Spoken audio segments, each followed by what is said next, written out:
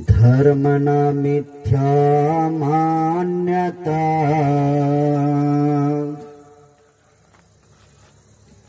धर्मना मिथ्याचार,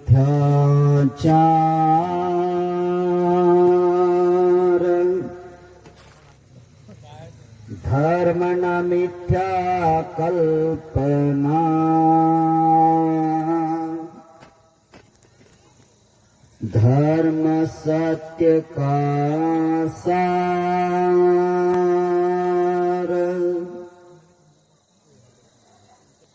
जब अंतर में जागे चित्त विकार,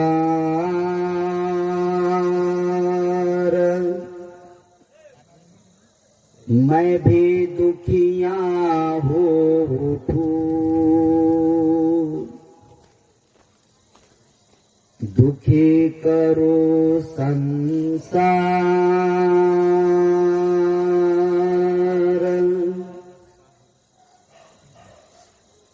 हिंदू हो या बौद्ध हो, मुस्लिम हो या जैन,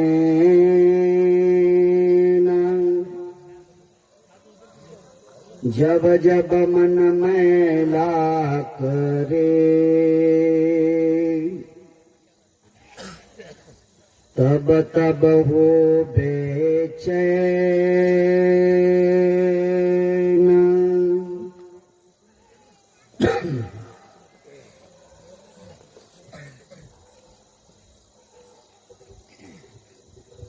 मानवाला सुखी जीवन जगण्यासाठी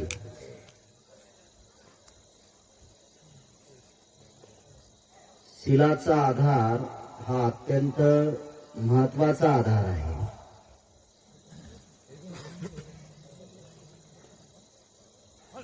शील म्हणजे सदाचार,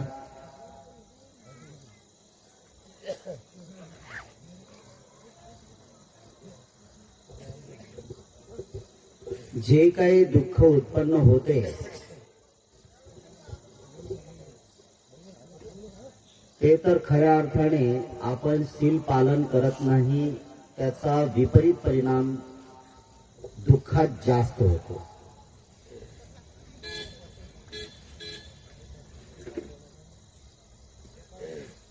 शील पालन हे तर मानवाच्या जीवनातलं एक महत्वाचं अंग आहे।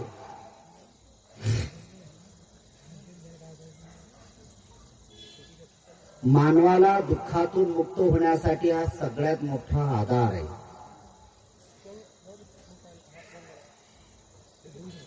आता केवळ फक्त बोलण्यासाठी शील राहिलेला आहे। तू शीलवान आहेस, तू शीलहीन आहेस, हे केवळ बोलण्यासाठी राहिलेलं आहे। भगवंताच्या धम्मामधले 3 महत्वाचे टप्पे आहेत: शील, समाधी, प्रज्ञा। ज्या माणसाला आपलं जीवन साध्य करायचं आहे, ज्या माणसाला जन्म मरणाच्या पलीकडे जायचं आहे, त्या माणसाला या तिन्ही प्रोसेस मधून, या तिन्ही गोष्टींमधून त्याला पूर्णत्वाला जावं लागणार आहे।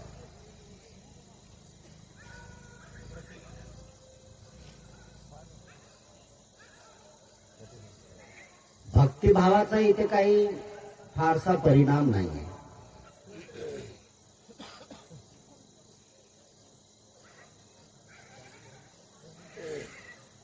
तुमची त्या गोष्टींवर एवढी अपार श्रद्धा पाहिजे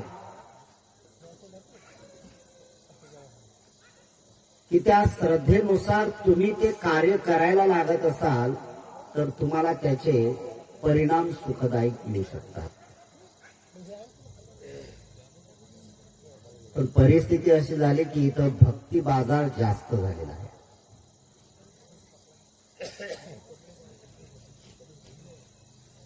भक्ती तुम्हाला मुक्तीकडे घेऊन जाऊ शकत नाही।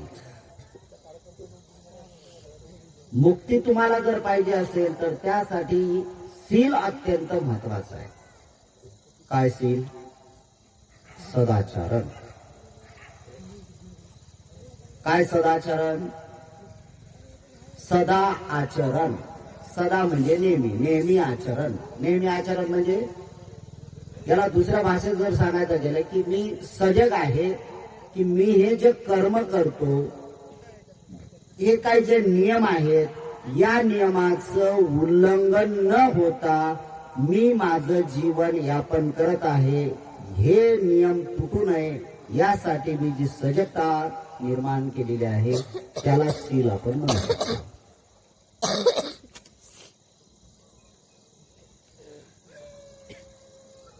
तसाही लोकांच्या व्यवहारिक दृष्टिकोनातला भाग जर बघितलं तर मी काल बोललो की दोनच गोष्टीला आता शील महत्वाचं स्थान देत आहे.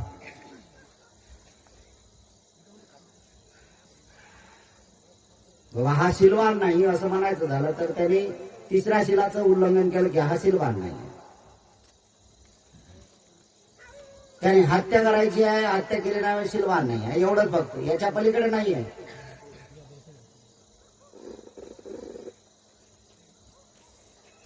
ज्या काही बारीक बारीक गोष्टी आहेत त्या संबंधी सुद्धा तुम्हाला सजग राहावं लागेल की त्यालाही सुद्धा शीलाचं अंग करावं लागेल.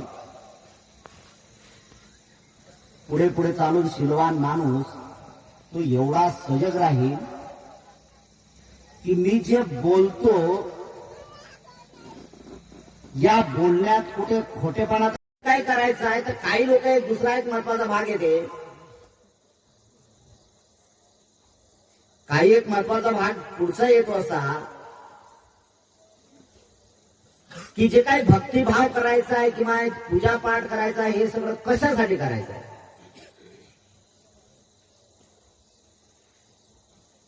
हे जे अव्याकृत प्रश्न आहेत ना की याच्यावर काही उत्तर दिल्या जात नाही, या प्रश्नाला जास्त उजाळा देण्याचं काम लोक करतात आणि म्हणतात भक्तिभाव करायचा. माहित आहे ना, मराव तर लागेलच. आणि हे सगळ्यात महत्वाची आपल्या हृदयात कोरून ठेवा, प्रत्येकाला मरायचं आहे. जो पूजापाठ करणार आहे तोही मरणार आहे, जो भक्तिभावात रंगलेला आहे त्यालाही मरायचं आहे, जो अजिबात भक्तिभाव करत नाही त्यालाही मरायचं आहे, जो शील पालन करतो त्यालाही मरायचं आहे आणि जो अजिबात शील पालन करत नाही त्यालाही मरायचं आहे. मग मरायचं सगळ्यासाठी, तर मग हे कशासाठी करायचं आहे. तर तुलनात्मक गोष्टी तुम्ही मोजता की हा अमुक अमुक तुमच्या गावातही असे काही प्रश्न निर्माण झाले असतील, अरे हा एवढा असा माणूस आहे, याची तो उत्तर प्रगती होत आहे. आणि तुमच्यात लिहिलंय की खोटं बोलू नका, हत्या करू नका, असं करू नका, तसं करू नका. हा सर्रासपणे हे करतो तरी याची उत्तर चांगली प्रगती होत आहे. याचा काय परिणाम? अरे इथं गाड फसणार आहे राजू. या भुलभुलायाच्या मार्गात आपल्याला जायचं नाही, बिलकुल या मार्गात जायचं नाहीये. तो काय करत असेल, कशासाठी करत असेल, तो त्याचा भाग, आपल्याला त्याच्याशी काय करायचं. तो अवैध मार्गाने पैसा कमावत असेल, अवैध मार्गाने पैसा या सगळ्या गोष्टी करत असेल, हे तो त्याचं करताय. पण त्याच्यासाठी त्याला जे काही पापड लाटावं लागतात ना, तर ते किती मोठे लाटावं याची आपण कल्पना नाही करू शकत. एक खोटं, दुसरं खोटं, तिसरं खोटं, चौथं खोटं. अरे ज्या वेळेस मरण्याची अवस्था प्राप्त होते ना, त्यावेळेस हे विकार उत्पन्न होतात आणि बुद्ध म्हणतात ज्यावेळेस अशी परिस्थिती उत्पन्न होते त्यावेळेस त्याच्या चित्ताची खऱ्या अर्थाने एक दुसरी लाईन सुरू होते आणि त्याला पाली भाषेत दोन शब्दात आहे. जिथं च्युती होते तिथं प्रतिसंधी प्राप्त होत राहत असते. आता च्युती आणि प्रतिसंधी ह्या गोष्टी तर आपल्याला कळणार नाही, म्हणून तुमच्या भाषेत सांगायचं आहे जिथं मरण होते तिथं जन्माला सुरुवात होते. तुम्ही म्हणणार मग मरायचं आहे तर जगायचं आहे, हे तर सुरूच राहील ना. अरे आता म्हणलं तर हरकत नाही, मग पुढच्या ह्याच्यात आपण फ्रीडम आहे आपल्याला, बस मरायचं आहे ना, काय टेन्शन कशाला घ्यायचं.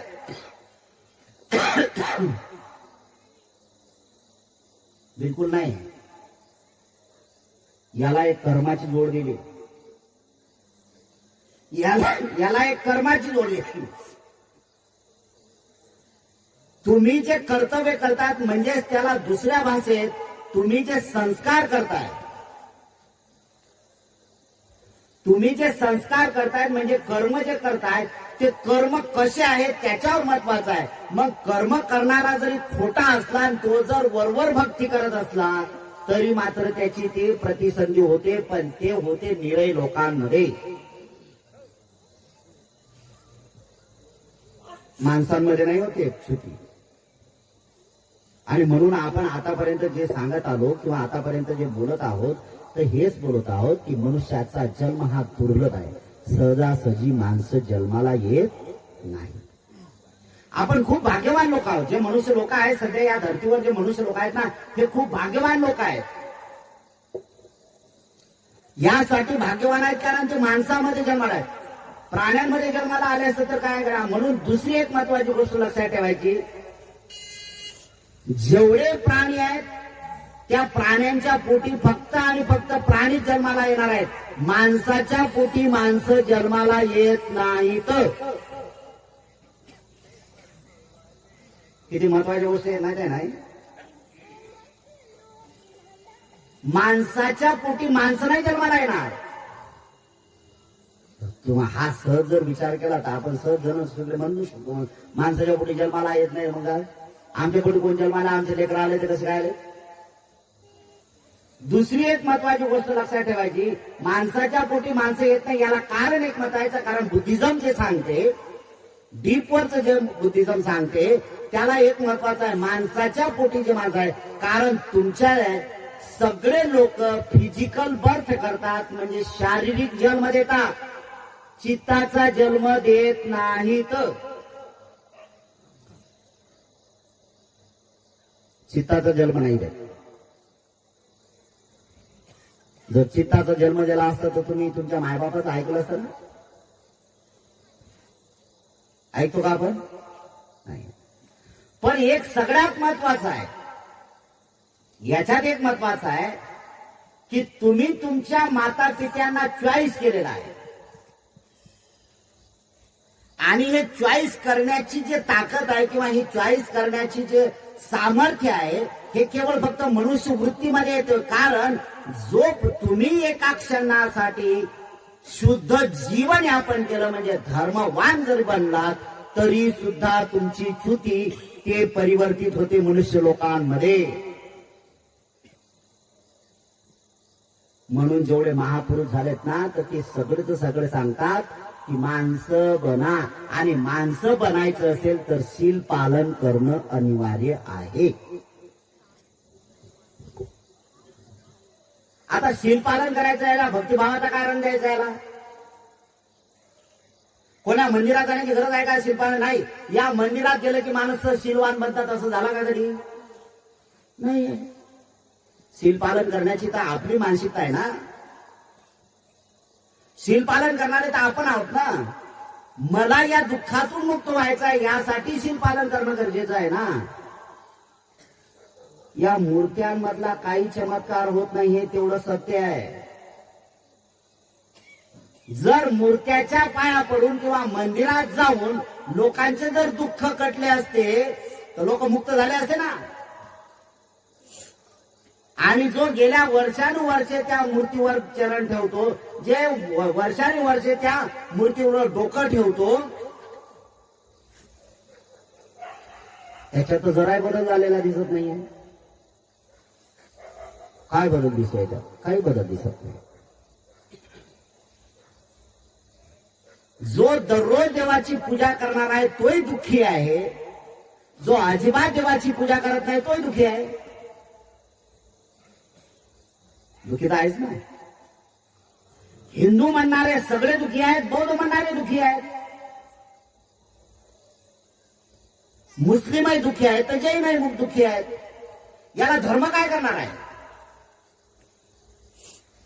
या धर्माशी अजिबात घेणं देणं नाही. जैसी चित्त की चेतना फल वैसाही होय, दुर्मन का फल दुखद ही, सुखद सुमन का होय. तुमची चेतना कशी आहे, म्हणजे चित्त कसं आहे. चित्त जर गढूळ असेल तर गढूळपणा केला बाहेर. तुमच्या मनामध्ये राग आहे, द्वेष आहे, मोह आहे, हे सगळं ठासून भरलेलं आहे. आणि वर चालली तुमची वर वर भक्ती, सगळं चाललं तुमचं. काय फायदा आहे. आतलं काय, आतल्या मनाची काय, अंतर्मनाची काय जोडल्या गेलं. अंतर्मनाची काय घालण्यात चालली. अंतर्मन शुद्ध करण्यासाठी ह्या सगळ्या गोष्टी कराव्या लागतात. म्हणून काल मी बोललो की इथं भारतामध्ये एवढी सोपी आणि सहज एवढी पद्धती कुठेच जगात दिसत नाही. किती पाप करा, नदी डुबकी मारली की सगळे पाप वाहून जातात. एवढी चांगली पद्धत कोणी निवडून आणली हेच मला समजत नाही अजून. याचा अर्थ दुसरा आहे, पाप जसे कटून जातात पुन्हा पाप तयार करायला मात्र लोक सजग आहेत, जागृत आहेत, सतत पापी बनत आहेत. पाप होणारच नाही यासाठी खबरदारी घेणं म्हणजे डुबकी मारण्याची गरजच नाही आहे. एक उदाहरण, तांब्याचं भांड आहे. तांब्याचं भांड आहे. जर तांब्याच्या भांड्याला एकदा ते मशिनरी मधून काढलं, वॉश केलं, त्याला पॉलिश केली आणि त्याला वरून जर प्लॅस्टिक लावून ठेवलं, ते वर्षानुवर्ष तसंच राहील का नाही. समजा ते वापरणीत काढलं आणि वापरणीत काढल्यानंतर पाण्यात टाकलं तर काय होईल. एकदा, दोनदा, तीनदा, चौथ्यांदा त्याच्यावर काळपटपणा यायला तयार होईल ना. मग काळपटपणा तयार काढायचं म्हणजे तो काळपटपणा दूर करण्यासाठी तुम्ही काय उपाययोजना करता. त्याला घासताय ना तुम्ही, लिंबू लावणार, जे काय असेल मटेरियल ते लावताय ना. म्हणजे त्याच्यावरची धूळ सतत काढण्याचा प्रयोग आपण सतत करत असतो. अरे बस हीच तर टेक्निक आपल्या चित्ताच्या समजे आपण वापरली पाहिजेत ना.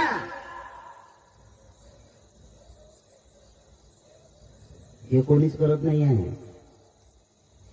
आणि काय काय लोक, शहाणे लोक सांगतात हे टेक्निक, हे मनाला धुयाचं काम केलं की बस देवाची आरती, कीर्तन, भजन मोडले, प्रार्थना आपण देवाची केली की बस मुक्ती झाली. अरे अशाने होत नाही राजा. सतत तुम्हाला अंतर्मनातून ते कबुली द्यावं लागेल. मी हत्यारा नाही, मी चोरी करणारा नाही, मी व्यभिचारी नाही, मी खोटे बोलणार नाही, मी निंदा नाही, मी चुगली नाही, मी चहाडी करणार नाही, मी व्यर्थ बडबड करणार नाही. आणि सगळ्यात महत्वाचे, मी कुठल्याच प्रकारचे नशिली पदार्थ सेवन करत नाही. हे ज्यावेळेस अंतर्मनातून तुम्ही जाल त्यावेळेस तुमच्या शरीरावर शुद्ध प्रकार सुरू होतो आणि अंतर्मनामध्ये इतर लोकांना जे दुःख लागतात त्याच्यापेक्षा दुःख कमी असतात तुमचे. कधी कधी येऊन चिटकल्या जातात ना, वारंवार वारंवार तुम्हाला पॉलिश करावं लागणार आहे. आंघोळीचा प्रश्नच नाही, कारण ह्या सगळ्या गोष्टी आहेत. वरून जर तुम्ही आंघोळ केली तर अंतर्मनाला कुठं लागला काय. मी विष्णुपुरीला शिबिराच्या दरम्यान मध्ये होतो. तिथे एक मला वाटते 4-5-6 वर्षाचं पोरगं होतं. त्याला मी विचारलं, बाबा हे जे सगळं काम केलं जाते पाप कोण करते. तर पाप आपण करतो. पापातून मुक्त कोण करते. मन करते. त्याला विचारलं मन कुठे असते. म्हणजे मन हृदयात असते. हृदय कुठे आहे माहित नाही. हे सगळं लहान लेकरं ते सांगतात. मग हे जर पिंजऱ्यामध्ये, त्या हाडाच्या पिंजऱ्यामध्ये आहे बंदिस्त, त्याच्यावर मांस आहे, त्याच्यावर अधिक मांस आहे, त्याच्यावर अधिक मांस आहे, म्हणजे वरून बघितलं तर सगळं मांस लावलेलं आहे. या अंतर मांसामध्ये जे ते ठेवलेलं आहे, करणार कोण आहे. शरीर आंदोलन केलं करतय कोण. शरीर करत नाही. म्हणून भगवंताने सांगितलं. एक भगवंताच्या जीवनातलं उदाहरण सांगतो तुम्हाला. एक नग्न साधू पापातून मुक्त होण्यासाठी कडक उन्हामध्ये रस्त्याच्या कडेला एका पायावर उभे राहिले.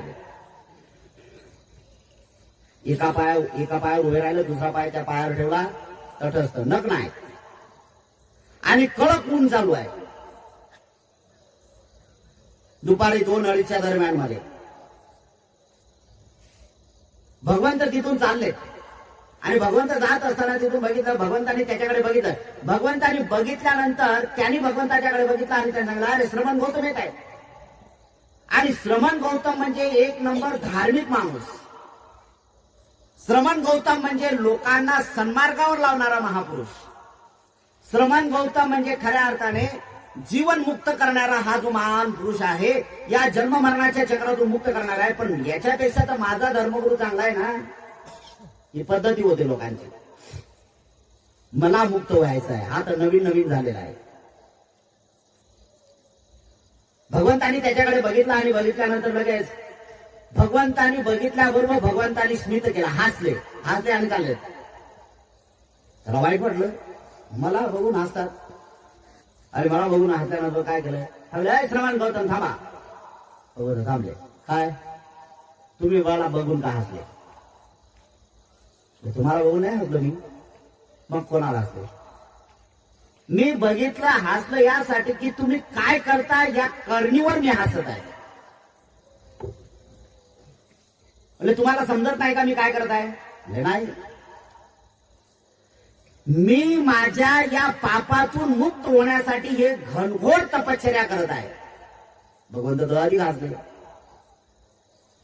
तुम्ही तुमच्याकडे मन सुरू असेल किंवा म्हणतात तुम्ही लोक, चोर सोडून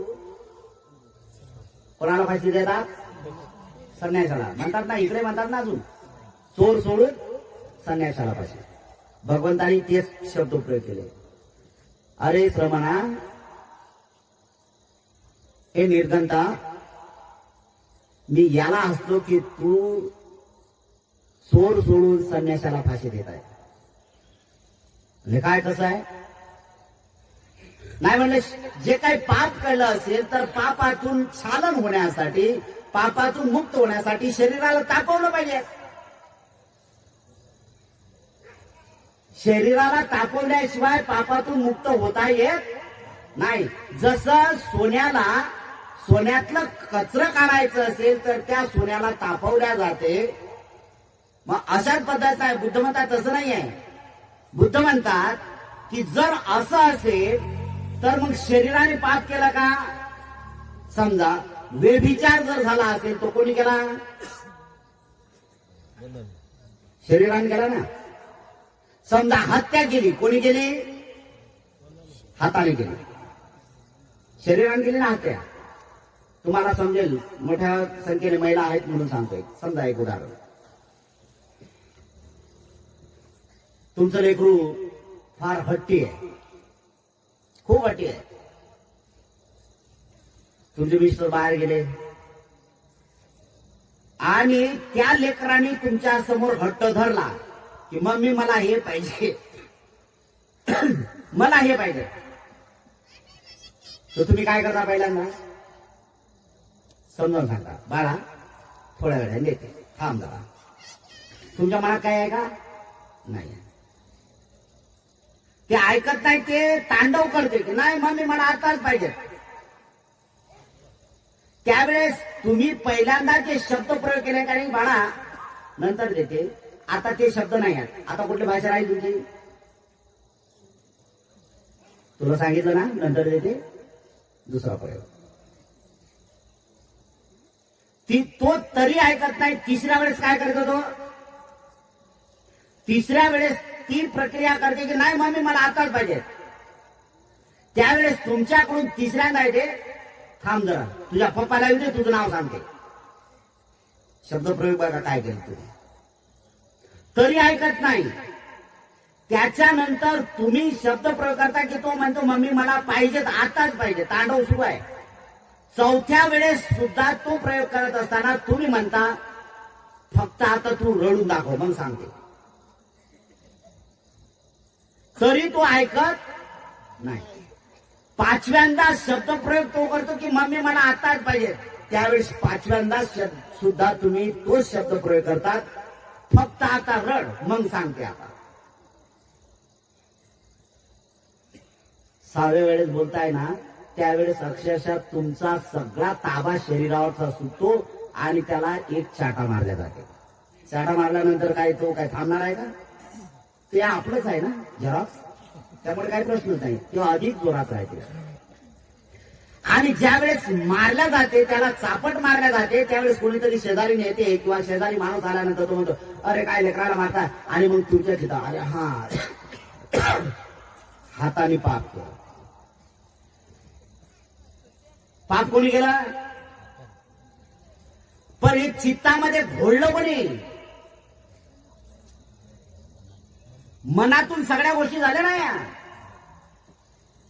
एवढ्या म्हणा. कारण मनातूनच एक आहे, थांब, आता थांब, नंतर पप्पाला येऊ दे, आता बोलच फक्त, आता बस, आता दे, आणि खडकन दे. ह्या सगळ्या गोष्टी ज्या आहेत मनाच्या स्टेप आहेत, मनाच्या पायऱ्या आहेत, की तिथपर्यंत आहे. याला कारण तुमच्याकडे जर संयम नसेल तर त्या गोष्टी होतात. पाप करणारा दुसरा तिसरा कोणी नाही. पाप करणारं शरीर नाही, पाप करणारी वाणी नाही, पाप करणारा आहे मन. मन के कर्म सुधारले, मन ही प्रमुख प्रधान. कायिक वाचिक कर्म तू, मन ही की संतान. मनाची संतान आहे. काया आणि वाणी हे मनाची संतान आहे. हे जे मनात उत्पन्न होते त्याचा परिणाम शरीरावर होते आणि वाणीवर सुद्धा होते. मनाला आवर घालावं लागेल. सगळ्यात महत्वाचं आहे मनाला. बुद्ध म्हणतात की अरे निर्गंथा, हाच प्रयोग आहे की तू चोराला सोडला आणि संन्यासाला. शरीराने पाप केलेलं नाही. शरीराने नाही पाप केलं. पाप कोणी केलं? मनाने केला. आणि तापवते कोणाला? यातना कोणाला केल्या सुरू? शरीराला. बिचारा निर्जीव आहे हो शरीर. याला काय माहित आहे? याला काही कळते का? समजा साखरेच्या गोलीमध्ये हात टाकला, साखर कडू आहे की गोड आहे का याला काय माहित आहे का? त्याला कुठे टाकावं लागेल? जिभेवर टाकावं लागेल. आणि जिभेवर टाकल्यानंतर नाही होत. त्या जिभेचा आणि या साखरेचा स्पर्श व्हावा लागेल. आणि स्पर्श झाला की त्याच्या वेदना उत्पन्न होतात. आणि वेदना उत्पन्न झाल्या की त्याचं सगळं तंत्रज्ञान सुरू होत असते. सहजासहजी नाही. सगळ्या गोष्टी नाही. मनाचं कारण मनाचं विज्ञान स्पर्श होणे म्हणजे मनाला जागृत करणे आहे. स्पर्श झाला की लगेच आहे. एक उदाहरण म्हणून, आंधळे माणसं आहेत. आंधळ्या माणसांना तुमचा स्पर्श लागला आणि पुन्हा एखाद्या दिवशी तुम्ही 8-15 दिवसातून किंवा एखाद्या महिन्याने तुम्ही जर त्या आंधळ्या माणसाचा जोड केला, हात जर लावला ना, तर तो डायरेक्ट सांगू शकते की कोण आहे. अरे हा आपण भेटलो होतो, हा तो स्पर्श आहे. हे सगळ्यात मोठं. समजा एक आहे की भीड मध्ये चाललो आपण, गर्दीमध्ये चाललो, आणि गर्दीमध्ये जाताना स्त्रिया पुरुष दोघंही आहेत. गर्दीमध्ये जात असताना आपण फक्त प्रवास करत आहे, त्यावेळेस गर्दी स्त्री आहे की पुरुष आहे, कितीतरी स्पर्श लागतो ना. कितीतरीदा स्पर्श लागतो. त्या स्पर्शाची वेदना तुम्हाला होत नाही. तो स्पर्श जरी लागला तरी त्याची वेदना म्हणजे त्याचं विज्ञान उत्पन्न होत नाही. म्हणून तो स्त्रीचा स्पर्श आहे का पुरुषाचा स्पर्श आहे, हे विज्ञान जोपर्यंत विकसित होत नाही तोपर्यंत कर्म घडत नाही. करता करविता कोण आहे? इकडे लोक म्हणतात सुख करता दुःख करता वार्ता वेगळाची. करता करविता कोण आहे? कोण आहे रे? या बोलण्याने काय होणार आहे? अरे तुझं मन करता करविता आहे ना. ज्या ज्या वेळेस वाईट विचार तू उत्पन्न करशील त्या वेळेस दुःख भोगशील. आणि दुःखातून मुक्त व्हायचं असेल त्या वेळेस मन सजग कर, सावधान कर. आणि असं कर्म होणार नाही की त्यापासून दुःख भोगता येणार. अरे तुला दुःखातून मुक्त व्हायचं आहे आणि तूच दुःख भोगत आहे. या सुखदुःखाच्या मुक्तातून तुला जाणीवपूर्वक दूर व्हायचं असेल तर बुद्ध म्हणतात की या मार्गाने तुम्हाला जावं लागेल. आणि प्रत्येक माणसाला जाणीवपूर्वक शीलाचं पालन करणं अनिवार्य ठरेल. कारण त्याला त्याची जाणीव होते, अरे नाही हे असं केल्यानं असं होते, तसं केल्यानं असं होत नाही. हे ज्यावेळेस जाणीव होते त्यावेळेस शीलाचा भक्कम पाया आपल्या जोड पाहिजे, तरच आपण या. कारण शील हे दाखवते की तुमचा नवीन मार्ग तुम्ही ज्यावेळेस सुरू करता तो नवीन मार्ग दुःखाचा असणार नाही. यासाठी तुमच्याकडे ते पाठीमागची पुंजी गोळा करून ठेवावं लागेल तुम्हाला. आणि ती शीलाच्या माध्यमातून करता येते. हे तेवढंच महत्वाचं आहे. आणि म्हणून बुद्धाने सांगितलं की किती शरीराला तापलं, किती तापवण्याचा प्रयत्न केला, याला जबाबदार ते शरीर नाही, याला जबाबदार मन आहे. आणि मग मनाचा विकास कोण करते, तर हे एक सगळ्यात महत्वाची गोष्ट आहे की ज्या वेळेस या ब्रह्मांडामध्ये आपले होतात, म्हणून जे माणसं मरतात ते माणसं कसे मेले पाहिजेत यासाठी हा प्रयत्न करणं गरजेचं आहे. माणसाच्या हाती आहे मरणं. तुम्ही म्हणाल कसं काय आमच्या हातात मरणं? तुम्हाला कसं मरायचं आहे तुमच्या हातात आहे. म्हणजे याच्यासाठी तुम्हाला असं जगावं लागेल की तुम्ही मरणाच्या अधीन नाही, मरण तुमच्या अधीन झालं पाहिजे की मी जसं सांगेल तसं करा. एवढे मरणाच्या अधीन झालो आपण ते विचारू नका. भगवंताच्या जीवनातले असे उदाहरण आहेत काही की या 3 लोकांनी आपल्या मृत्यूची घोषणा अगोदर करून टाकली. जसं भगवंताने 3 महिन्या अगोदर सांगितलं, वैशाखी पौर्णिमेला 3रा प्रहरी असं होईल, विषय संपला. त्याच्या अगोदर त्यांच्या पत्नीने वय वर्ष 78 झालं होतं. सिद्धार्थ बोधिसत्वाची पत्नी यशोधरा ते भिक्षुणी झाली. आणि भिक्षुणी झाल्यानंतर तिनं बद्धकांचयना ती झाल्यानंतर तिने भगवंताला विनंती केली की भगवान, आता शरीर पूर्ण जीर्ण झालं, मला अनुमती द्या की आता मला याच्यातून मुक्त व्हायचं आहे. जन्म मरणाच्या चक्रातून मुक्त व्हायचं असेल तर मला मरणाला घाबरण्याची गरज नाही. आणि किती घाबरले तरी मरण येणारच आहे. मरण तर येणारच आहे ना. काय काय लोक मरणाला घाबरतात. काय काय लोक गावचे लोक असतात ना, तर गावच्या लोकांना ते जे मयत झालं ना तर दरवाजे बंद करून घेतात. अरे राजे हो, तुम्ही आता दरवाजे बंद करा, पण ज्यावेळेस आलं त्यावेळेस कुठले दरवाजे बंद होतील तुमच्याकडून? कुठले दरवाजे बंद करणार? इथं प्रत्येक माणसाला मरावं लागेल. जगण्यासाठी कोणीच आलेलं नाही, पण जगता तसं आलं पाहिजे की मरणाने तुम्हाला म्हटलं पाहिजे की थांब जरा, एक्सटेन्शन घे, थांब, अधिक 2 वर्ष जग, अधिक 2 वर्ष जग.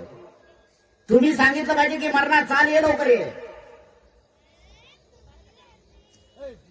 हे कोण करू शकते? जे वर्तमान काळामध्ये धार्मिक जीवन जगतात. धार्मिक जीवन जगतात म्हणजे देवाची पूजा करतात यातला अर्थ असा होत नाही. देवाची भक्ती करतात असा अर्थ होत नाही तो. त्यालाच एक दुसऱ्या भाषेत बुद्धाने त्यांच्या धर्मग्रंथामध्ये बाबासाहेब आंबेडकरांनी धर्माची व्याख्या केली. धर्म म्हणजे काय? धर्म म्हणजे नीती, धम्म म्हणजे नीती, आणि नीती म्हणजे धम्म. याच्या पलीकडे कुठलाही शब्दप्रयोग बाबासाहेब आंबेडकरांनी केलेला दिसत नाही आहे. मग नीती म्हणजे काय? नीती हे शिकवते इथं मानवतावाद पुष्ट केला जाते.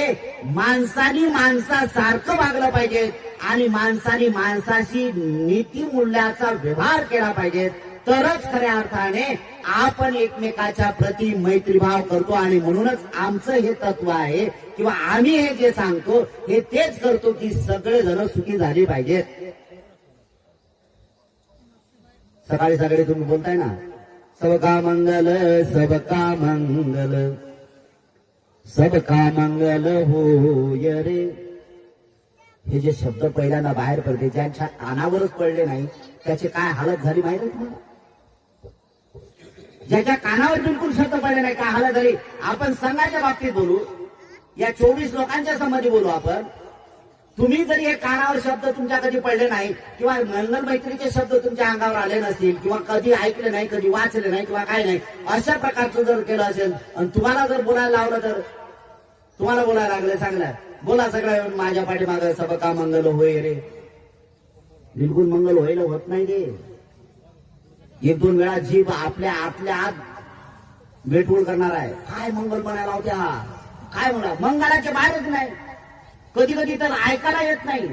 आणि मग काय होते की त्याच्यात फक्त स्वरास्वर म्हणा, हा ठीक आहे चालेल, तुम्ही बोला आम्ही मंगल, असं सुरू होते.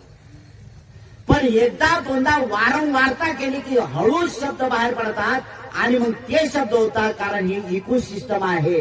भगवंतानी हा कर्मसिद्धांत इकोसिस्टमचा या ठिकाणी मानला.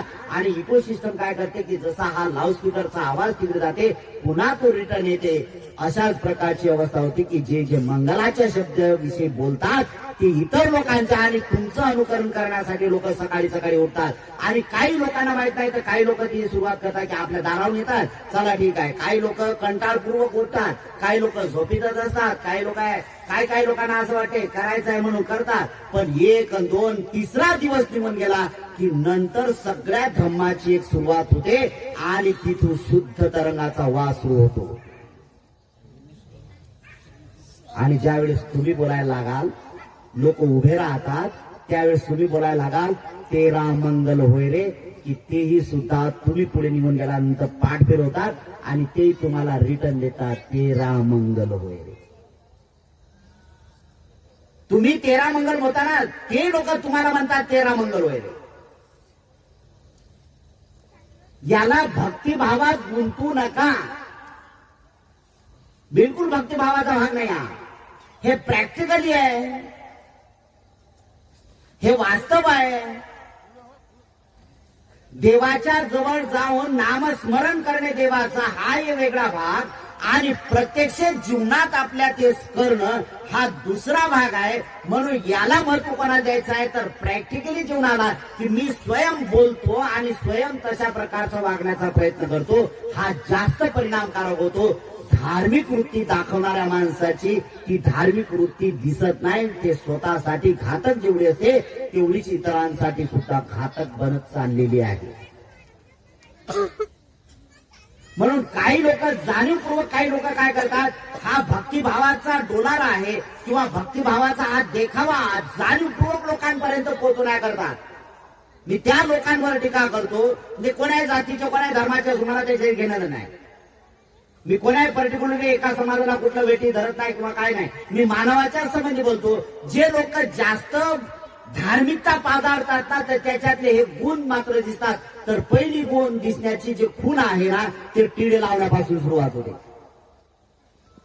लांब लचक डोळत कंपणाला टिळा मारला की सगळे लोक त्याच्या काय धार्मिक माणूस आहे. अरे राजा, मन साफ नाही ना त्याचं मन साफ नाही आहे. बरं साफ नाही त्याचं नाही, त्याला तेवढं घातक आहे ना, ते इतरांसाठी घातकच आहे ना. तेवढंच घातक इतरांसाठी आहे ते.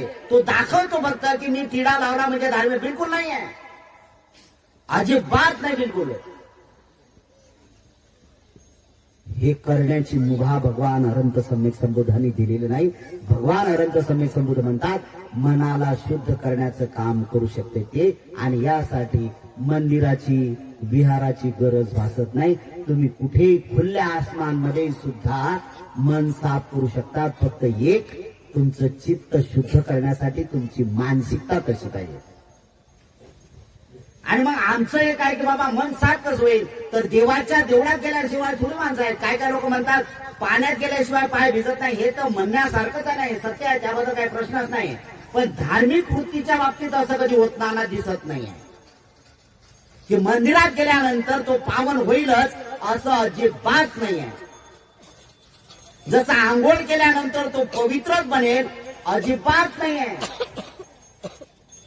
त्याला पवित्र बनायचं असेल तर त्यांनी त्या ज्या गोष्टी आहेत त्या गोष्टीचा त्याग केला पाहिजे. त्या ज्या काही त्याच्या संबंधी असणारे विचार आहेत त्या विचाराचा त्यांनी त्याग केला पाहिजे आणि तो लोक कल्याणासाठी खपला पाहिजे. लोक कल्याणासाठी त्यांनी सुरुवात केली पाहिजे. तरच खऱ्या अर्थाने त्याला धार्मिकता म्हणतात. आणि ती धार्मिकता आपल्याला इथं रुजवायचं आहे.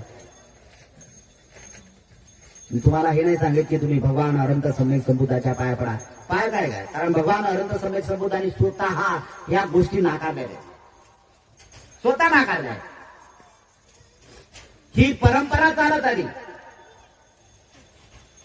त्याही काळात चालत होती आणि भविष्यात सुद्धा चालत राहणार. त्या काळात भगवंताच्या हयातीमध्ये ही परंपरा चालत होती की ज्या महापुरुषांमध्ये हे 32 लक्षण गुण दिसणार आहेत. आपल्यात आहेत का 32 लक्षण गुण आहेत का आपल्यात? नाही. बरं का नाही आहेत? कारण आपण तशा प्रकारचं पालन करत नाहीये आणि कुठलाच माणूस तशा प्रकारची योग्यता निर्माण करताना दिसत नाही. कोणालाच असं वाटत नाही, कोणालाही असं वाटते फक्त मनुष्याचं जीवन आहे ना, बस मी त्या माणसापेक्षा कसा श्रीमंत दिसलो पाहिजे, मी त्या माणसापेक्षा कसा चांगला झालो पाहिजे, मी त्या माणसाचा म्हणजे मला मी त्याच्या नजरेत कसा भरलो पाहिजे, वाटेल तेवढे खोटारडे काम करत बसायचं, पण त्या नजरेत यायचं आहे. आज प्रत्येक आमदाराची मानसिकता काय झालेली आहे? 5-25 लोक पाठीमागं असतात, असे 5-25 लोक पाठीमागं असतात की विचारू नका. आणि हा सगळा दुनियाचा भ्रष्टा काय करणार आहे? कोणाला आदर्श म्हणायचंय, कोणाला म्हणायचंय? लोक न फिरवताही सुद्धा लोक कल्याण करता येते, हे ज्यावेळेस ज्या माणसाला कळते ना, त्याच माणसाची खऱ्या अर्थाने मनुष्य जीवन जगण्याची सुखाची निर्मिती तो निर्माण करत आहे आणि तो एक आदर्श रुजवत आहे. यासाठी हे प्रयत्न करावा लागतील. तुम्हाला आदर्श निर्माण करायचा असेल तर काही गोष्टीचा त्याग केला पाहिजेत ना. ही परंपरा तशी पद्धतची आहे. बुद्धांमध्ये जे 32 लक्षण गुण दिसतात, तर ते 32 लक्षण गुण हे करत असताना बुद्धाने जाणीवपूर्वक या गोष्टीकडे लक्ष केलं की जे काही मला लक्षण प्राप्त झाले हे माझ्या मी केलेल्या त्या कर्माचा परिणाम आहे. आणि हे एक महत्वाचा चालत आलं होतं की ज्या पुरुषांमध्ये हे 32 लक्षण गुण असतील तो बुद्धच बनणार आहे, सम्यक संबुद्धच बनणार आहे. ब्राह्मण समाजामध्ये ह्या गोष्टी आहेत. ब्राह्मण कोण? आमचं काही ब्राह्मणाशी काही हाळ वैर नाही आहे. आम्ही ब्राह्मणाच्या विरोधात नाही आहे. तो माणूस आहे, त्याला 2 हात आहेत, 2 पाय आहेत, नाक आहे, डोळे आहेत, कान आहेत, जीव आहे. तो जे खातो ते आम्ही खातो, तो जो विचार करतो तो आम्ही करतो, आम्ही जो विचार करतो तोही करतो. ही जी पद्धती आहे त्याच्यात आणि आमच्यात काय नाही. आणि राहिला मोठा प्रश्न, ब्राह्मण जर म्हटला तर त्याचा डीएनए वेगळा असला पाहिजे किंवा डीएनए वेगळा असू शकतो. त्या पण ब्लड ग्रुप जर असेल तर ब्राह्मण असेल तर ब्लड ग्रुप त्याचा असेल तर डी असला पाहिजे. मग डीच नाही, डी वेगळा, टोटल माणसाच्या वेगळा. जसं कुत्र्यांमध्ये सगळ्यात जास्त वेगवेगळे ब्लड ग्रुप दिसतात. सगळ्यात कुत्र्यात ना, नाना तऱ्हेचे कुत्रे आहेत का नाही याच्यामध्ये, कारण त्याच्यावर त्यांनी संशोधन करण्याचंच काम केलं. मवाळ कुत्रा आहे, त्याच्यापेक्षा खुंकार आहे. काही काही अशी कुत्रे आहेत की जे वाघाशी फाईट करू शकतात, एवढे खुंकार लोक म्हणजे आहेत. त्याच्यावर त्यांनी संशोधन केलं. हे सगळं या गोष्टी निर्माण, तसं माणसात नाही झालेलं अजून. आणि हे माणसाचं उदाहरण देतात. ब्राह्मण दुसरा आहे किंवा ब्राह्मण वेगळा असं नाही. ब्राह्मणाचं एक जे भगवान अनंत समय संबुद्धांनी जे जाणीवपूर्वक ह्या गोष्टी जे मांडल्यात ना, तर ते ब्राह्मणाशी संवाद करतानाही सुद्धा मांडलेले आहेत. त्या ब्राह्मणांनाही सुद्धा त्या गोष्टी सांगल्यात. भगवंताशी वादविवाद करण्यासाठी एक ब्राह्मण नाही आला. 5व्या आठवड्यामध्ये किती आठवडे बसले भगवान अनंत समय संबुद्ध बोधी वृक्षाखाली? 7 आठवडे त्या जागेमध्ये राहिले. 1 आठवडा बोधी वृक्षाखाली राहिले, दुसऱ्या आठवड्यामध्ये ते सतत चालले. 7 दिवसापर्यंत चालत राहिले ते. 3ऱ्या आठवड्यामध्ये बसले असे की डोळ्याची पापणी हलू दिली नाही. 7 दिवसांपर्यंत, 7 दिवसापर्यंत. हे सामर्थ्य येते कुठून येते? हे सामर्थ्य तुम्हाला शील पालन करता करता हे सामर्थ्य प्राप्त होते. करावं लागेल ना तुम्हाला.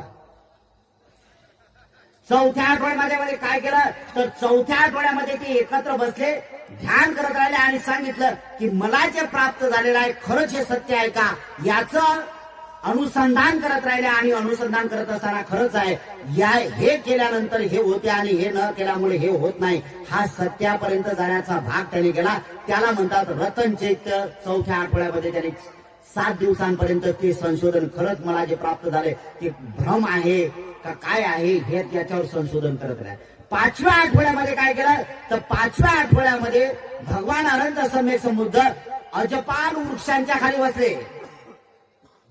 अजपाल, अज म्हणजे मेंढर, पाल म्हणजे पालन करता, पाळणारा. तुमच्या भाषेत जर सांगायचं झालं तर अजपाल कोण आहे? मग तो मेंढर पाळणारा म्हणजे कोण? धनगर, बरोबर ना? हे सगळे लोक उन्हाळ्याच्या दिवशी त्या वृक्षाखाली, त्यालाही सुद्धा एवढं मोठं विशाल वृक्ष होतं एवढं मोठं होतं की सगळेचे सगळे आजूबाजूच्या गावातले सगळे लोक, मेंढपाळ लोक होते, ते तिथं येऊन जनावर घेऊन त्या झाडाखाली बसत होते. या झाडाखाली भगवान अनंत सम्यक संबुद्ध सुद्धा 5व्या आठवड्यात बसले. आणि मग या लोकांनी चर्चा केली, अरे भगवंत आले, भगवंत गुरु आले. आणि मग त्यांना नेऊन त्यांचे आभा किती पसरतात, त्यांचे तरंग किती सुद्धा आहेत, हे सगळं हे लेकरं जात होते गावात. आणि सगळ्या एका ब्राह्मणांनी नाही, एक ब्राह्मण नाही, 100 ब्राह्मण आहे, 500 ब्राह्मण तिथं आले आणि सांगितलं, तू तर क्षत्रिय आहेस, मग तुला ज्ञान कसं प्राप्त होते? आम्ही तो ठेका घेतला. बुद्ध म्हणतात, तुम्ही ठेका घेतला, मला काय घेणं नाही, मला ज्ञान प्राप्त झालं, मी त्याच खऱ्या ज्ञानाचा एक अनुसंधान करणारा मी त्या ठिकाणी बसलेला आहे. मला जे प्राप्त झालं ते कोणालाही प्राप्त होत नाही. याची कसोटी लावण्यासाठी हे 500 ब्राह्मण तिथं आले. आणि ते 500चे 500 ब्राह्मण भगवान अनंत सम्यक संबुद्धाला शरण गेले. आणि त्यावेळेस भगवान अनंत सम्यक संबुद्ध म्हणतात, जातीनं ब्राह्मण व्हावं लागत नाही, कर्माने ब्राह्मण व्हावं लागतंय. म्हणजे ब्राह्मण कोण? ब्राह्मण कोण? ब्राह्मण कोणाला म्हणतात? ब्राह्मण त्याला म्हणतात की जो कर्माने शुद्ध आहे तो ब्राह्मण. मग तुम्ही असू शकता ना, तुम्ही पण असू शकता. इथं काय जातीवर आहे? आता तर जाणीवपूर्वक भारतामध्ये जातीचं विघटन केलं गेलेलं आहे. आज रोजी भारतामध्ये बामणाला जास्त उचलून धरलेला आहे. अरे बामणाला उचलून धरलेला काय केलं त्याने? त्याच्यात काय? त्याच्यात का त्याचं रक्त लाल आहे, आपलं हिरवा आहे? का त्याचं रक्त वेगळ्या याचा आहे? अरे सगळ्यांचं रक्त आहे. आणि सगळ्यात महत्वाचं आहे की बीजेपीची जे होऊन गेली सुषमा स्वराज, तिच्या किडन्या फेल झाल्या होत्या, माहित आहे तुम्हाला? 10 वर्षापूर्वीची गोष्ट आहे. किडन्या फेल झाल्या होत्या. तिला किडन्या कोणी दिल्या? एका अछूत माणसाने दिल्या, एका अस्पृश्य माणसाने दिला, एससीच्या माणसाने दिला. मग ते तर ब्राह्मणी नव्हती, मग तिला याच्या कशा काय लागणार? म्हणजे हेच सत्य आहे. तो ब्राह्मण जरी असला तरी तो माणूस आहे, आणि माणूस जरी असला तरी हा शूद्र जरी असला तरी हा माणूस आहे. एकमेकाला ह्या सगळ्या शारीरिक गोष्टी एकमेकाला लागू होतात. इथं जातीनं ब्राह्मण नाही, इथं कर्माने ब्राह्मण व्हावं लागते. आणि कर्माने ब्राह्मण व्हायचं असेल तर मन शुद्ध पाहिजे. इथं मन शुद्ध पाहिजे. तर बुद्धाने एका ठिकाणी ब्राह्मणाची व्याख्या करत असताना सांगितलं की भगवान बुद्ध म्हणतात की ज्याचं मन पवित्र आहे, ज्याच्या मनात राग नाही, द्वेष नाही, मोह नाही, असा व्यक्ती जो आहे तो ब्राह्मण आहे. बाकीच्या तोंड बंद. भगवंत म्हणतात, तू ब्राह्मण आहेस ना, ठीक आहे, हरकत नाही, मी तुला वेगळं काही म्हणत नाही, तू ब्राह्मण आहेस ना, ठीक आहे, तुझ्यात हे आहे का? तो भगवंताच्याकडे अगदी हात लावून बघतो, हे काय? याचा तर अनुभव मला नाही, हे तर माझ्या चित्तातलं गेलंच नाही, मी जर अजून कर्मठ आहे. अरे जर तू कर्मठ असेल तर ब्राह्मण कसा? कर्मठीपणा ब्राह्मणात असू शकत नाही, असू शकत नाही. ह्या सगळ्या गोष्टी आहे. आणि राहिला प्रश्न आहे की आज रोजी जे काही ओबीसी समाजातले लोक आहेत, या ओबीसी समाजामध्ये जे ब्राह्मणामध्ये सामर्थ्य नाही देवदेवतांची पूजा करण्याची, ते आता ओबीसी समाजातल्या प्रत्येक माणसाकडे निर्माण झालेलं आहे. ओबीसी समाजाचा माणूस देवाची पूजा केल्या तर तो 1-1.5 तास सतत व्यवस्थित न विचलित होणार तो पूजापाठ करू शकतो. आणि ब्राह्मण तर इकडे तिकडे बघत असतानाही सुद्धा पूजापाठ करतो. झालं, फातूर मातूर बोलला की झालं संपलं काम. सामर्थ्य नाही आहे, सामर्थ्य त्या लोकात आहे. मग त्या लोकांची तुमची तुलना काय करायचं आहे? म्हणून जातीनं ब्राह्मण नाही, कर्मानी ब्राह्मण. आणि कर्मानी ब्राह्मण हेच भगवान अनंत सम्यक संबोधाने जाणीवपूर्वक या मनुष्य लोकांच्यासाठी हे डिग्री लावली, हे त्यासाठी ते भगवान अनंत सम्यक संबोधाने पायऱ्या लावल्यात की हे अशा पद्धतीचं तुझ्याकडे असेल, ही ब्राह्मणाची पायरी पहिली आहे, हे तसे आहे. आणि तो प्रचार होत असताना त्या ब्राह्मण लोकांमध्ये सुद्धा तो प्रचार झाला होता की सिद्धार्थ म्हणजे ज्या व्यक्तींमध्ये जे 32 लक्षण गुण असतील तोच सम्यक संबुद्ध होऊ शकतो. आणि ते भगवान अनंत सम्यक संबुद्ध या नगरामध्ये श्रावस्तीच्या बाजूला भगवान अनंत सम्यक संबुद्ध चारिकाला आलेले जेवणासाठी संघाच्या समोर. वक्कली नावाचा एक ब्राह्मणांचा मुलगा आहे.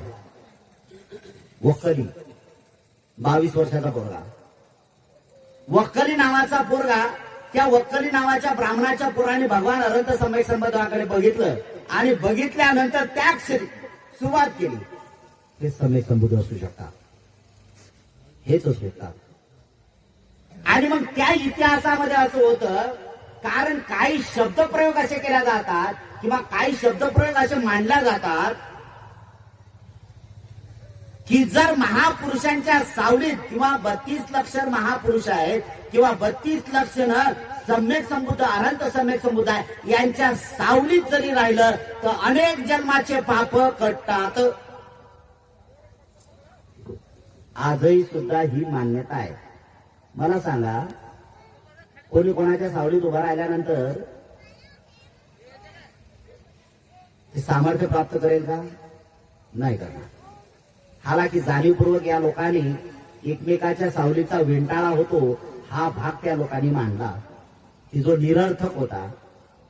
कालच्या लोकांनी ज्या समाजाने ज्या समाजावर जो अन्याय अत्याचार केला, आज तो समाज त्या समाजाशी अगदी मिळकीत एवढ्या प्रकारचं त्यांचं चलनवलन चालू आहे, एवढा चांगला व्यवहार सुरू आहे की आज ते सगळं विसरले. त्यांना कळलं की काही माणसाच्या सावलीचा विपरीत परिणाम इतर माणसावर होत नाही.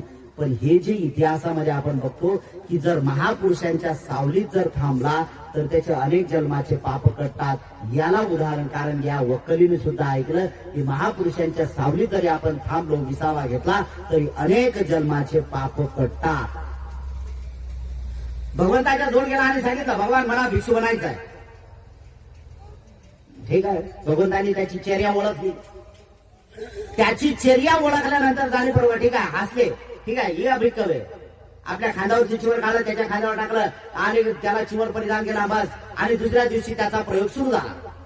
भगवंत ज्या ज्या ठिकाणी बसत होता त्या त्या ठिकाणी येऊन भगवंताच्या फक्त आणि फक्त कायेकडे दर्शन घेणे, कायेचं दर्शन घेणे, शरीराचं दर्शन घेणे, बाकी बाकीकडे काय नाही. एकदा झालं, भगवंत म्हणतात, वकिली तुला जर खऱ्या अर्थाने मुक्ती प्राप्त करायची असेल, या जन्म मरणातून तुला मुक्त व्हायचं असेल तर मी जे शिकवण शिकवतो ते तू आत्मसात कर ना, की माझ्या शरीराला बघून तुझं काही होणार नाही. कायो जिगुच्छो सकलो दिगुंदो गच्छन्ति सभ्य मरणंगंश. मरणार आहे, दुर्गंधी आहे ना शरीरातली, शरीर आहे नाही, मग शरीरात दुर्गंधी आहे. मग या दुर्गंधीला, या शरीराला दुर्गंधीतून मुक्त करण्यासाठी काय कराय? प्रत्येकाचं आहे जे काय असेल. भगवंत स्वतः म्हणतात, भगवंताची जरी काया शुद्ध असली तरी भगवंताच्या दृष्टिकोनातून ते शरीर दुर्गंधीनंच भरलेलं आहे. भगवंताच्या तुलनेमध्ये किंवा अनंत लोकांच्या तुलनेमध्ये किंवा भिक्षूंच्या तुलनेमध्ये की जो भिक्षू खऱ्या अर्थाने तो भिक्षू जीवन यापन करत आहे. कासय वस्त्र घेणारा तो वेगळा आहे. धम्मपदामध्ये याची उहापोह केलेली आहे. उत्तराधिकारी कासय वस्त्र उत्तराधिकारी तो होऊ शकतो की ज्याने वस्त्र घातले तो नाही आहे. अंतर्मनाची शुद्धता किती केली त्यांनी त्याच्यावर अवलंबून आहे. ती शुद्धता येते. आणि एक उदाहरण म्हणून सांगायचं झालं, ज्याचं एक आहे की तुमच्यात जे काही विकार उत्पन्न होतात किंवा विकाराची जे काही लागण झालेली आहे, तर तुमच्यातून एक सगळ्यात महत्वाचं काम होते की काय, की काय काय लोकांचा एवढा काही दुर्गंध येतो की विचारू नका. काय काम आहे, काय कारण काय? एक उदाहरण समजून सांगण्यासाठी. समजा एखादा माणूस बिडी पिणारा आहे आणि मग बिडी पिणारा माणूस आहे तर त्याच्या अंगाचा किती सुंदर वास येईल? सुंदर वास येते ना? नाही येत. का नाही येत? सेवन काय केलं त्याने, धारण काय केलं त्याने, त्याच्या जळून गुन्हा नाही. एवढा काही जळल्याला जळपट वास येतो त्याचा की बस. बरं तेच नाही, त्याच्या कपड्याचाही वास येते. धारण केलं ना, धारण करे स्वधर्म. त्याने धारण, कुठला धर्म धारण केला त्याने? त्याने बिडीचा धर्म धारण केला. त्याच्या आभाय, त्याच्या घामाचा, त्याच्या कपड्याचा सगळा बिडीचाच वास येणार आहे. दुसरं उदाहरण, तंबाखू खाणाऱ्या माणसाचा तोंडाचा सुंदर किती वास येते माहित आहे का? आहे ना, गुटखा खाणाऱ्याच्या तोंडाचा किती सुंदर वास आहे. धारण काय केलं? धारण जे केलं त्याचा धर्म तो होईल ना. समजा तुम्ही तंबाखू खात नाही, तुम्ही विडी पित नाही, तुम्ही दारू पित नाही, तुम्ही कुठल्याच प्रकारचं व्यसन करत नाही, तुम्ही हत्येचे विचार नाहीत, तुमचे व्यभिचाराचे विचार नाहीत, तुमचे चोरीचे विचार नाहीत, तुमच्यातल्या खोटं बोलण्याचे नाहीत, निंदा करण्याचे नाहीत, अगदी शुद्ध आहेत, त्या माणसाच्या सावलीत राहा थोडा 2 मिनिटात. ऑटोमॅटिक तुम्ही प्रमाण देऊन टाका. काय बरोबर ठेव तुमचं. काय केलं त्यांनी? काय धारण केलं? धर्म धारण त्यांनी तो केलेला आहे. हा धर्म महत्वाचा आहे ना. ना हिंदू, ना जैन, ना मुसलमान, ना ख्रिश्चन, ना बौद्ध, ईसाई काय नाही. हे धर्म नाही आहे, हे तर संप्रदाय आहे. आणि या संप्रदायामुळे माणसं विखुरल्या गेले. माणसांमध्ये गटतट निर्माण झाले. आणि जे गटतट तुम्हाला सगळ्यात महत्वाचं आहे की भारतीय संस्कृतीला काळीमा फासण्यासाठी नाही, तर भारतीय संस्कृती कशी विकृती बनेल यासाठी पुन्हा इथं गुलामीचं जीवन जगण्यासाठीची निर्मिती झालेली आहे. याला जे जे सुज्ञ लोक ओळखतील ते या धर्मापासून, या विकृतीपासून दूर होतील आणि सत्य जीवन यापन करायला सुरुवात करतील. तरच आपली संस्कृती ते अबाधित राहील. करावं लागेल. इतिहास तसं सांगते. आणि मग त्या 22 वर्षाच्या पुराणी दीक्षा घेतल्यानंतर तो पहिल्या दिवशी सांगितलं की भगवान, बघितलं की भगवंताने सांगितलं, राजा बेटा हे असं काम करू नको, तू माझ्या शरीराकडे बघू नको. अरे हे शरीर काय आहे? मी तुझ्यासारखा असा ग्रस्त होतो. मी ज्या वेळेस बोधिसत्व होतो, ज्या वेळेस मी ज्या जन्मात बोधिसत्व होतो त्या जन्मामध्ये मी 10 पारमिताचं पूर्ण पालन केलं. किती पारमितेचा? 10 पारमित. आणि पहिल्यांदा कुठली पारमिता पूर्ण केली? तर पहिली पारमिता येते शील पारमिता, दान पारमिता. इथून पहिल्यांदा दान पारमितेची सुरुवात होते. आणि मग दान पारमिता म्हणजे काय? दान म्हणजे केवळ फक्त वस्तू दान देणे हा दान नाही आहे. विकृती घालवण्याचे सुद्धा हे दान आहे. मी तर आज रोजी त्या गोष्टीला मान्यता देतो. एखादा माणूस दारू पित असेल आणि धार्मिक ठिकाणी जात असेल तर दारूचं त्याने दान देऊन टाकलं पाहिजे. नाही पाहिजे मला दारू बंद करा, त्याग करा दारूचा. त्याला दुसरा अर्थ आहे. दान देणे म्हणजे त्याग करणे. पाली भाषेमध्ये हा शब्दप्रयोग आहे. भगवंत ते म्हणतात, दानंच युद्धंच समनागतं. दान हे युद्धाच्या बरोबरीच आहे. सैनिक ज्यावेळेस सीमेवर लढतो ना, तो कुठली पर्वा करत नाही. तो लढणार आहे ना, तो हा विचार करत नाही माझी बायको घरी आहे, माझी आई घरी आहे, माझा बाप घरी आहे, माझे लेकर घरी आहेत आणि मी या शत्रूशी लढणार. बिलकुल नाही. न संकोचपणे तो सगळ्या लोकांसाठी तो लढत असतो आणि तो प्राण देत असतो. म्हणून त्याचं जीवन श्रेष्ठ होते. तो मेला तरी शहीद होतो आणि त्याचं अजरामर जीवन राहत असते. तो जन्म मरणाच्या दुःखातून मुक्त होऊ शकतो. तुम्ही आपण नाही आहे. आपण तर घराच्या बाजूला त्याच्या दारातलं पाणी माझ्या दारात आलं तर झगडे सुरू होतात आमचे. काय बदलून गेला आपण? कुठला आहे? तुम्ही आपण नेलं तर हे विकृतीच्या मार्गाला जाणार आणि या चित्ताच्या अवस्थेतला एक भाग म्हणतात. म्हणून बुद्धाने दुसऱ्या दिवशी सांगितलं की वक्करी हे करू नको. तिसऱ्या दिवशी सांगितलं नको करू. चौथ्या दिवशी डाटलं, त्याला सांगितलं मूर्खा मोग पुरुषा. त्या गंगेला पार करायचं असेल, त्या नदीला पार करायचं असेल तर तुम्हाला त्यातलं ते जे काही यंत्र असेल, ते जे काही तिथं पार करण्यासाठी साहित्य असेल, त्या साहित्याचा तुम्हाला वापर करावा लागेल आणि तुम्हाला स्वतः प्रयत्न करावा लागतील. त्यावेळेस कुठेतरी होईल. अरे कडेवर बसल्यानंतर पलीकडे जाऊ शकत नाही हे सामर्थ्य जसं त्या नदीत नसते, तशाच प्रकारचं जीवन मरण, जन्म मरणाच्या चक्रातून मुक्त होण्यासाठी आपल्याला स्वतः सामर्थ्य पूर्ण करावं लागते. हेच प्रयत्न करणं म्हणजे आपल्या जीवनातलं शुद्धता निर्माण करणे. हा आपण जीवनातला एक महत्वाचा मार्ग, आदर्श निर्माण करण्याचं काम केलं पाहिजे. तिथे कोणी करत नाही. माझा लय देव चांगला. अरे देव कोणाचे वाईट आहे? देव कोणाचे वाईट आहे? काही ना काही त्यांच्यात विशेष आहे म्हणूनच पालन करतात ना ते. कोणी कोणाचं वाईट कोणीच नाही आहे. वाईट लोक तुम्ही आहात.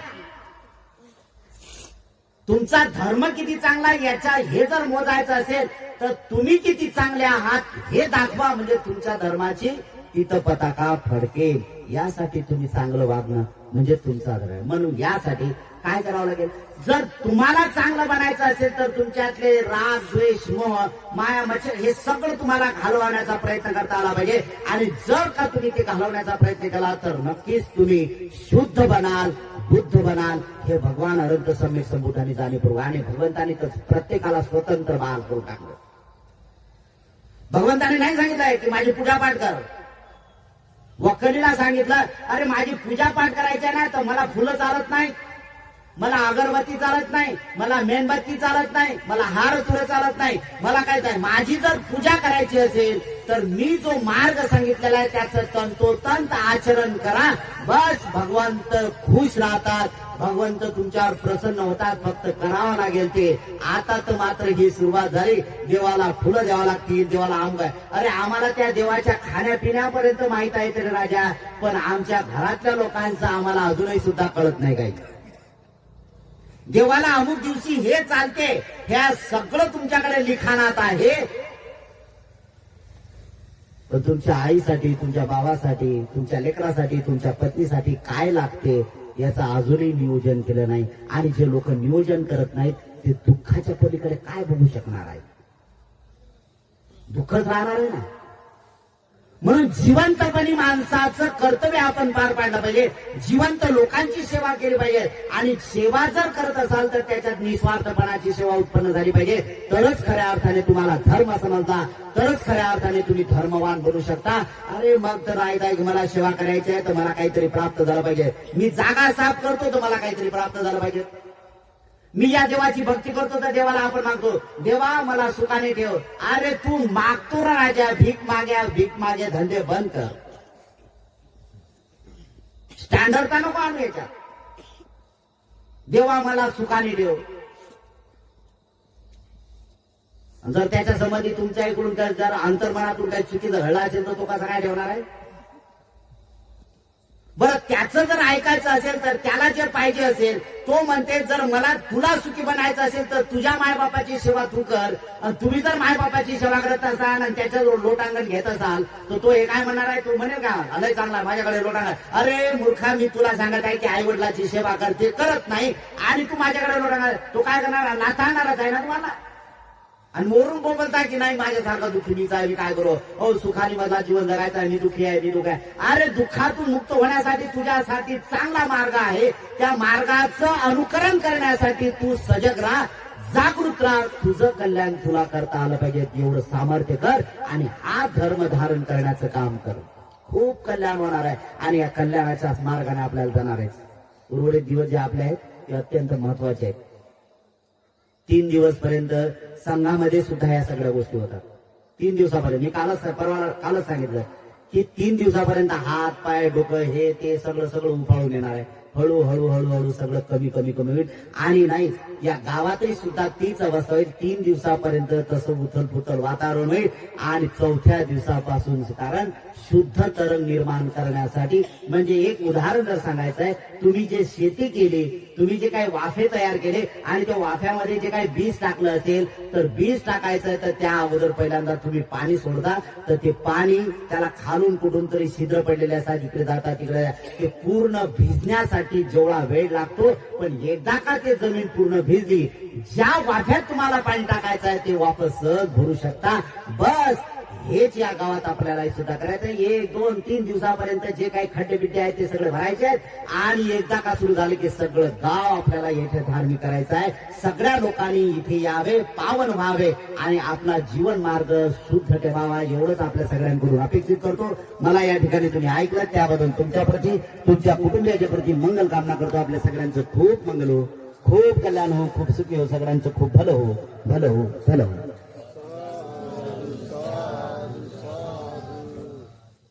थंडीचे दिवस असल्यामुळे ह्या सगळ्या गोष्टी आहेत है ना. आता 2-2, 3-3 तास सध्या आपलं, म्हणून आपण 6:30 वाजल्यापासून सुरुवात केलं. 7:30 वाजता आपण बंद करायचं. एक हळूहळू अधिक 2 दिवस आहेत. 2 दिवसात अधिक वेळ वाढला आपल्याला तर अधिक ऊर्जा मला मिळते, बोलण्यातून ऊर्जा आहे. जसं मी बोलत आहे तर तुमचे कान गरम होत आहे तर तुम्हाला ऊर्जा येत आहे. आता मी बोलतो तर मलाही गरम झालं पाहिजे, मला अजून थंडी आहे, कारण मला माहित आहे तुमचे अजून काही एवढे गरम झाले नाहीत.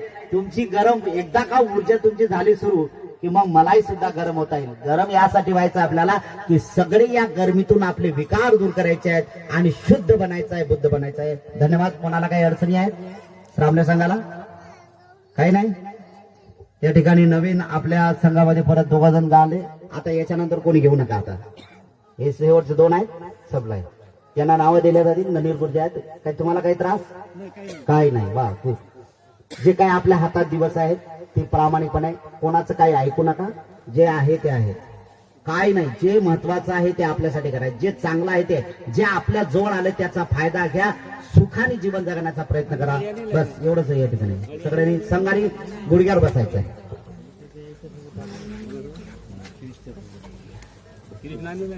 बोला.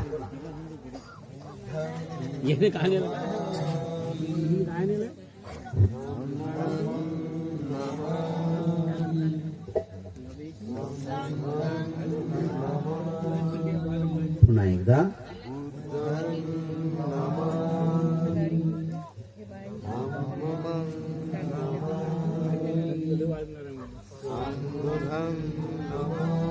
ठीक आहे.